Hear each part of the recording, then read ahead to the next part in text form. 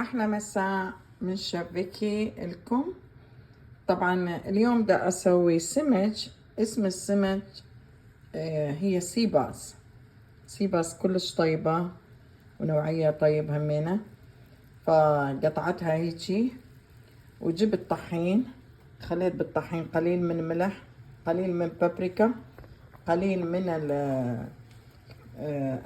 الكمون، 7 بهارات، وقليل من الفلفل حاد، وقليل من الكركم، وقليل من الكاري. كلها خلطتها سوية. بعدين خليتها هنا بالطحين، خليتها بالطحين، بعدين خليتها بالطاوة ما يلزق. هسه بدي اقليه.